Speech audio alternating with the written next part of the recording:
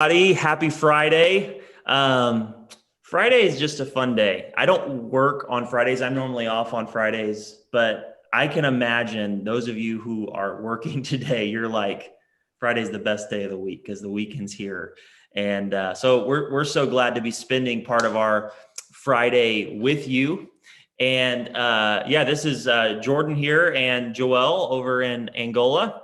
What's up, everyone? It's a worship leaders takeover, Jordan. Oh yeah. We don't get to work together on middays very often. So this is like, like the lunar eclipse. There's certain, universal wonders that take place every once in a while. Two worship leaders on a midday. I think it's the first. I think it's the first, and the plan is on worship. So day 5 in the plan, talking about worship and whatnot. So this is like perfect storm here. Pretty awesome. So we wanted to start out things a little different today. So first off, I want to say, if maybe this is your first time joining us, welcome. And if you're watching this and you're like, what plan are you guys talking about? Here at Life Changing Church, as we're partnering with North Rock, we are together getting in the Bible app and reading God's word together. So we're on a plan right now called Extravagant. You can actually find us on the Bible app, find Life Changing Church, friend us up on there, and you can join the reading process with us. So you can actually be a part of this plan. Also, while you're watching this today, share it. Find somebody who just maybe needs a little bit of encouragement on their Friday, and share it with people. Spread the word, because these are awesome conversations to have. So we want to kick things off a little bit of fun today. So Joel has prepared a little game of finish that lyric. Okay, so Joel's going to hit us with a couple songs here, and if you know them, type them in the chat. Type them below in the chat. So first one we're going to kick off, because we're talking about mixtape, Jordan, and they're in this series is what it's titled, and there's been some great mixtape songs. I don't know about you, but I used to use CDs, and so I had I was the CD generation there, and we would write on it and whatnot. So here's maybe a couple songs that I had on my mixtape. And so, Jordan, let me see if you can finish the lyric for me, all right? All right, here we go. All right, here's the first one, ready?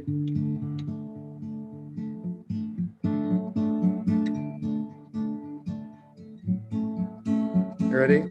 Hey there, Delilah, what's it like in New York City? All right, I'm gonna think for a second. I'm gonna give you guys a chance to throw that in the chat. Oh, I got it. All right. If you don't have it in 5 seconds, I'm going to say it. 5, 4, 3, 2, 1. All right. Hey there, Delilah. What's it like in New York City?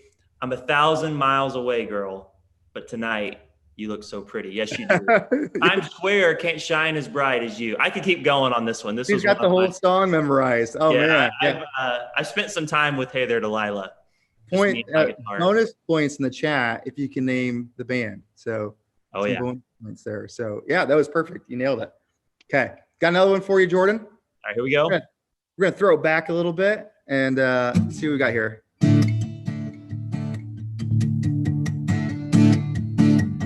Got my first real 6-string, bought it at the. All right.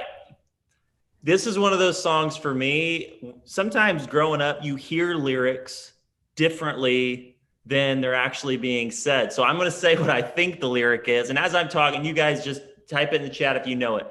I want to say he bought it at the 5 and dime, but I don't know. Sometimes there's so many songs where you hear a lyric and you think they're saying something else than they're actually saying. So that's what I think. 2 for 2, man. 2 for 2. And then he played it till his fingers bled. Yeah. And of course, it was the name of the song, The Summer of '69. Awesome. So good.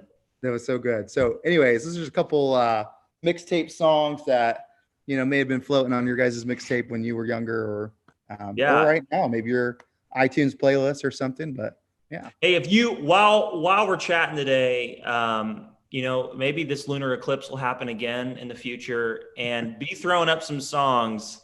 What are some good ones we could do on a Finish That Lyric? Maybe we'll make that a tradition every time me and Joel jump on this. We'll do a little game of Finish finish that song. So That sounds yeah, good. we'll have to do Sweet. some deep tracks next time. Deep Something, tracks. You know, yeah, only deep something tracks. that's like you really got to be a champ to know it. Cool, man. So yeah, day 5. So anyways, talking about the extravagant uh, thing, and just about how worship, about giving and not necessarily giving to receive. And so I just think that was really, for me, I think there's a danger in worship. Sometimes we approach worship as something that we do just to stir up God's presence, to receive God's presence. But I think the true worship is obviously giving unto the Lord our heart, our affection, because number one, He's worthy of that. And so I think the thing that stood out to me was like, we will have a lifestyle of extravagance when we give and don't expect. Of course, the Lord meets us there all the time because He enjoys us. And so I always say the same: when our worship ascends to God, His presence comes down, and He makes His home with us because He inhabits our praises. He delights in us. But it's truly that offering of all that we are to God because of who He is, and not because we're trying to expect something in return. So Yeah, and I really think on this topic, because really worship is one of those things that it's a relational thing between us and God. It's in my experience with it, it's much more a vertical relationship than a horizontal one, and it's something we do together as God's church. But as His church, we're really giving something to God. Yeah, and everything you were saying, Joel, that's huge to understand when it comes to the worship. I also I love the angle that the devotional took on even just kind of like interpersonal giving when it comes to the people around us. In Luke, the passage that the devotional brought into play, loving those who don't love you in return, giving to those who can't give to you in return, and those kind of mindsets. And I think there's something really cool about that because number one, it's very hard to do that. Not even like, I think for myself, I don't know that it's hard for me because I'm inherently selfish. I think it's hard because that's like literally the natural way to think is we think like return on investment on almost everything we do. Um, and I really love how, that passage in Luke, it starts out with Jesus saying, blessed are the poor. Blessed are the poor, because there's something really cool about like being in that position where you're in an understanding that I have need. And when we give just to give, I think in order to do that, we have to have an understanding that God gave just to give to us. oh, Like that's good. He wasn't in a position where He was thinking, okay, I'm going to give my love to Jordan, and because I do this, Jordan is going to in return be able to bless me in this way. Or he's not really getting a return on investment. He's giving of himself to a group of people, us as humanity, who really have nothing to offer other than worship. And I think that's what's really cool about what you're saying about worship. That's what our worship is to Him. It's saying He already gave. Like, we're not looking at worship as okay, I'm bringing this to you. Now there's something that I'm going to be receiving during worship. Yeah. This is really the us reciprocating what He's already given to us. That's so good. And I was thinking, so, the story, and I love the story that they've been kind of going off of, but it's obviously the woman who had the expensive perfume in that alabaster jar, right? And it said this, I loved what the writer wrote here, but it says that she wasn't concerned about what she would get out of this when she cracked open her perfume. She wanted to give because Jesus' extravagant love had drawn her to an extravagant response. And I think is exactly what you're saying is like, we already respond in worship because when we realize how Jesus has responded to us already. And that is the true heart of worship is uh, understanding. The more we will grow in the knowledge of who Jesus is and His love for us, the greater our worship response will be because we'll see His response to us.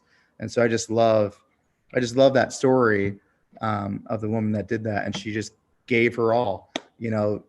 Some theologians said that it was, well, they say it's a year worth of salary, and I don't know what that essentially equates to nowadays, but you're just giving, you know, everything that she had, and she poured it on Jesus. And the beautiful thing, Jesus said, because of what she's done, the gospel will be preached in this way, that she's done this great act for me. And so I just want to, like, for me, not that my life's going to be in the book or anything, but I want my life when I leave this earth to be an extravagant gift that I gave my life to Jesus and to loving him and serving him, and that people would remember me based upon my response. But my response is only as deep as me understanding Jesus's response to me first. And so how much he loved me first, and then I'll live a life of worship with a great response, an extravagant response will be the norm. And I love that. He says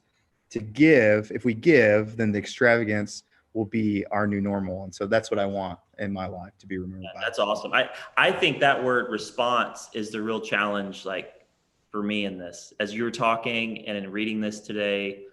And I think it's a great like takeaway from this when it comes to how we worship the Lord, like as a church. Let it be response and not like something we feel like we are initiating, because if we feel like we're initiating, we're starting the cycle and there'll be a back end return for us. But if it's response, we're responding to something he already did. Husbands, let's love our wives this week in response to what God did for us. Let's not go, I'm going to take step 1 for my wife and she better return step 2. Or wives with your husbands, fathers with your kids, mothers with your kids. What if we like lived our life with Jesus in response to what he did, not feeling like we're initiating some sort of like, cycle where we're going to get, because we do, this is going to happen. Really, right. He already did. So now we, in response, live lives according to his word. That's so good. I love that. That's so good. The story, Joel, that we have for this week of our 21 like random acts of kindness is really kind of the same deal. Like, this is a story about a group of guys who did something pretty cool. So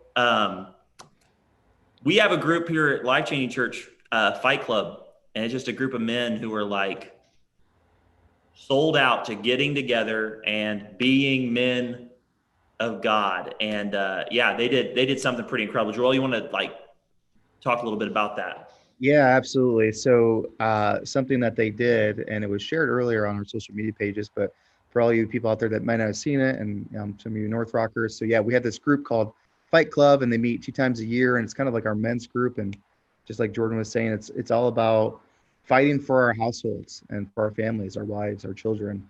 And they don't actually get together and fight, but it's an intensive fight, like 8 weeks usually. And but something they did is they gathered together and they ordered one pizza, and they ordered it, and they took up a collection to bless the delivery guy, and they raised over, it was like $800 and some dollars. Bucks, yeah. They tipped, and then of course they gave him the pizza too, but they just wanted to do it to bless him. And he turned out to be a trying student, going to school, and that money just really blessed him, and just really showed like the love of Jesus, because we've received his love. And it's like you talked about, we don't necessarily initiate it, we reciprocate it, we give back because we've already received. And so he was just blown away by the fact that they would do that for a random person. And so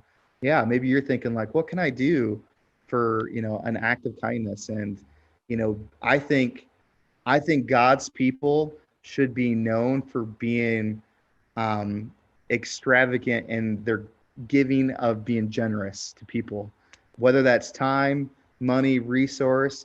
But we need to be extravagant givers. And I just think about that, of like, because that shows us that we received something extravagant, and so we should give extravagant. So just maybe you're thinking of like, what can I do? What's something I can do? And hey, maybe you're going out to a week this weekend, tonight, what have you. Maybe bless your server. And maybe it's not even with, you know, that much money, but maybe it's like the way that you love them because they're serving you. And so just being extravagant and seeing with eyes of the needs around us. So Yeah. Awesome. Well, hey, we hope that this was a challenge for you guys today. Man, live your life over this weekend in response.